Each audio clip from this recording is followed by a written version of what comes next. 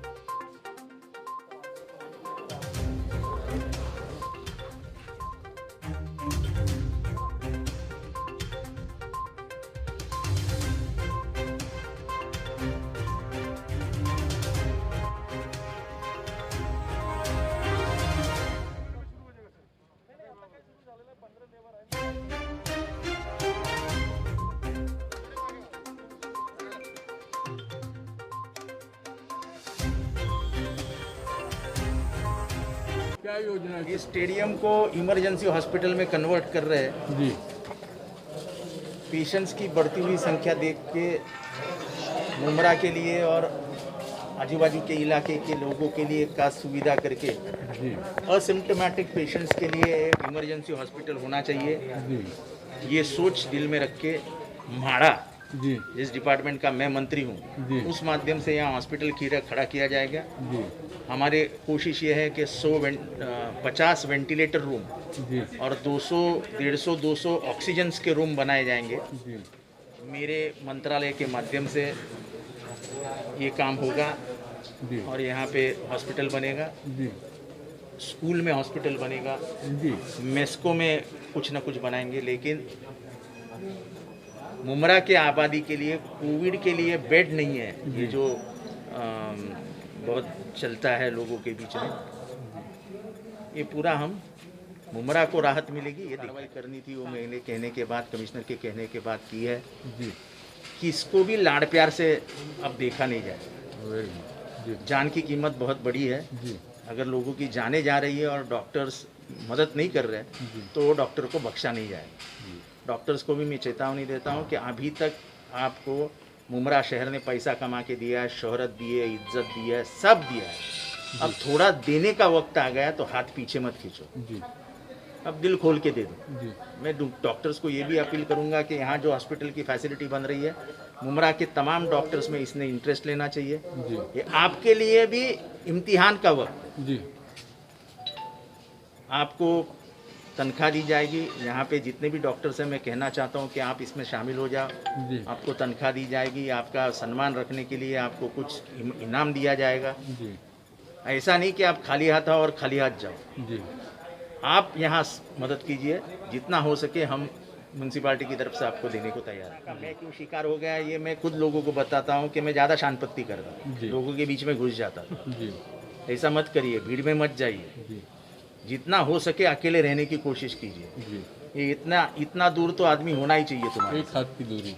एक हाथ की दूरी पे आदमी होना चाहिए, या ऐसा एक हाथ पे दूरी पे आदमी होना चाहिए। जी ये सब करो तो कोरोना आपके नज़दीक भी नहीं है। हाथ यहाँ से लेके वजू करते हो, जोर से करो। जी मुंह हाथ जितना हो सके उतने बार धो। जी ये सब करना पड़ेगा, लेकिन मुमरा के हालात देखते हुए ये आपको मालूम है कि मुमरा में घर छोटे हैं, जी घर में रहने वालों की संख्या ज़्यादा है। जी तो ये सब करने के लिए जो ज़रूरतमंद चीज़ें हैं वो मुमरा में नहीं है। जी तो हमको इस बाजू से भी सोचना चाहिए कि मुमरा में हालात क्यों बिगड़े। जी बहुत ज़्यादा गरीबी है, जी इसको आप नज़रअंदाज नहीं कर सकते। जी उस जगह पे जाके आपको देखना पड़ेगा कि इनको क्या देने की ज़रूरत है। जी और मुझे लगता है कि जिस संख्या में थाना में पेशेंट बढ़े उस संख्या में मुमरा में नहीं बढ़े हैं। वो आप लोगों की ये तो कोशिश थी। वो तो मुमरा को बदनाम करने के लिए लोग कुछ टपे हुए ही रहते हैं। जी जैसे कि न्यूज़ चैनल जी पूरे दुनिया में बाजार भरता है, जी कल्याण में बाजार भरता है, दादर में बाजार भरता है, सब जगह पर विले पार्ले में बाजार पर दिखाएंगे न्यूज़ मुमरा की। जी और हमारे मुमरा वाले भी है, हाँ। 4 बजे लगा दिया कपड़े का मार्केट, जी हो गया टाइम्स नाउ की न्यूज़। जी किस तरीके के इंतजाम है? जैसे अभी ये 200 बेड का फैसिलिटी बन गया है। ये 200 बेड का फैसिलिटी बनने के बाद यहाँ 200 पेशेंट अब लग जाएंगे। अभी हमारी कोशिश है कि यहाँ पे ऑक्सीजन बेड लगाए जाए।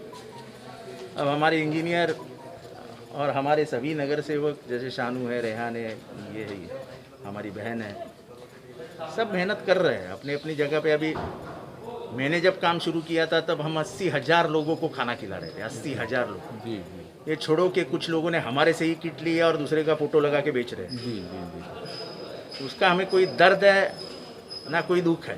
जी इधर से किया हुआ काम लोगों के बीच में ही जाता जी। है। जो काम मैंने किया था और मेरे साथियों ने किया था वो महाराष्ट्र में पहला काम था। जी कम्युनिटी किचन ये महाराष्ट्र में पहला किसी ने आमदार ने शुरू किया था, उसका नाम जितेंद्र आव्हाड है।